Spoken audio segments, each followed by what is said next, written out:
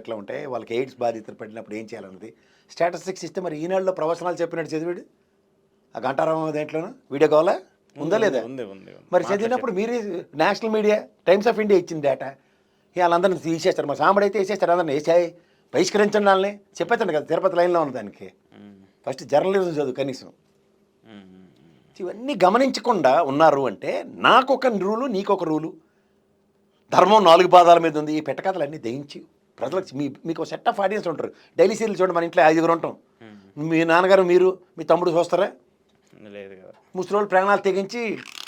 లక్ష్మణాన్ని ఏడ్చుకుంటూ చూస్తూ ఉంటారు ఆ దరిద్రానికి అలవాటు చేశారు వీళ్ళు ఆ జడ్డి మాలోకాలు కూడా ఆంధ్రప్రదేశ్ ప్రజలకి ఇలా దండం పెట్టాలి చావంట డైరీ సీరియల్ చూసుకుని అంతకన్నా ఇంకేం లేదు వాస్తవం ఎప్పుడు గ్రహిస్తారు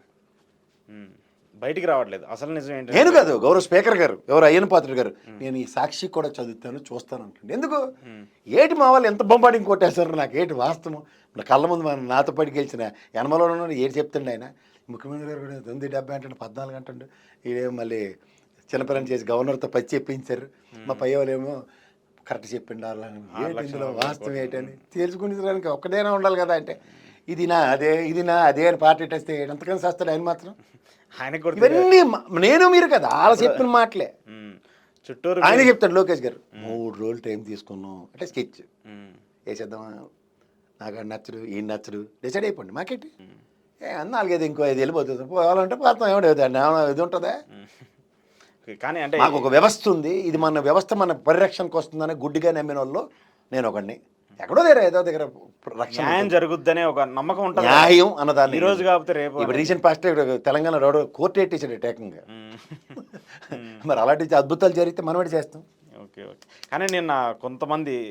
టీడీపీకి సంబంధించిన వాళ్ళు లేదంటే ఆ సానుభూతి పరులు కొంతమంది సామాజిక రేణుకా చౌదరి లాంటి వాళ్ళు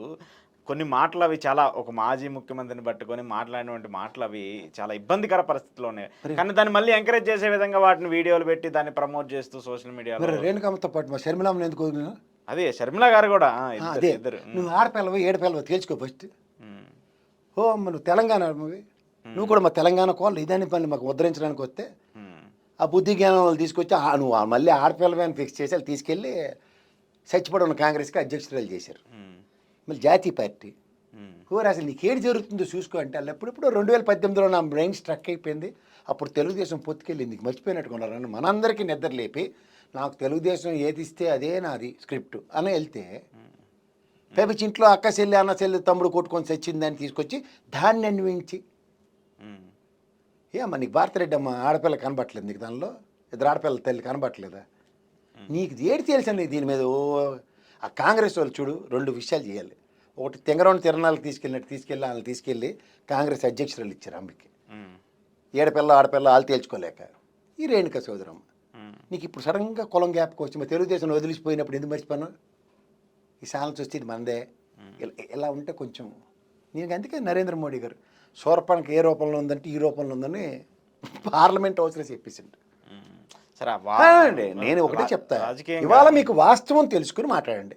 ఏ ఆడపిల్లని అన్నారన్న దాని మీద ఎప్పుడు మాట్లాడలే వీళ్ళు గంగతో రాంబాబు స్క్రిప్ట్ చదివేసి మా పురంధేశ్వరం కూడా అదే పేపర్ చదివేసి 10 లక్షలు నిజమే 10 లక్షల కోట్ల అప్పులు అంటే అక్కడ నిర్మలా సీతారామన్ చెప్పిన అమ్మ ఏంటి చెప్పమ్మా